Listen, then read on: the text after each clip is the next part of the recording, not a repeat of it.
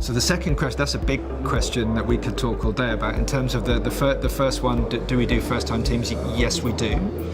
We have a very long-standing program for first-time teams, which we've been running for a decade or more. And I guess the advantage of structuring it that way is we're able to have a bucket with a risk appetite high enough to invest in first-time teams. It's been a very successful program. We've seeded a number of franchises which have then gone on to raise money through other commercial sources. I suppose stepping back though, more generally, we're big believers in the first-time and emerging team thesis in venture. It's an asset class that sort of lends itself to that, in the sense that the way that you build a company changes over time. And therefore the way that you potentially invest in companies can change over time. And similarly, a lot of guys get going early stage. If they're successful, they raise bigger and bigger funds.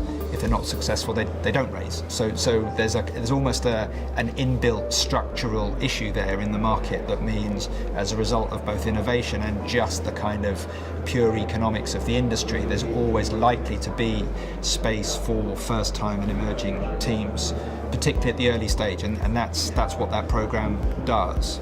I think there's first-time teams and there's first-time teams though, so to kind of start answering your next question, I think we have a commercial bucket of money where we invest in Roman numeral 2, 3, 4, 5, 6 and upwards, and we would do first-time teams through that bucket, but it's generally by exception. It tends to be teams that have spun out, for example, where there's a much better read across from what they did before to what they're going to do now.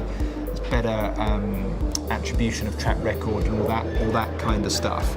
It's really tough, I think, to raise a genuine first-time fund. So the idea that you've never really worked together before, you perhaps are trying something new. Our experience is that actually that can lead to some really, really great returns, but it's very high risk. And so we have a separate bucket that sort of does that for that reason.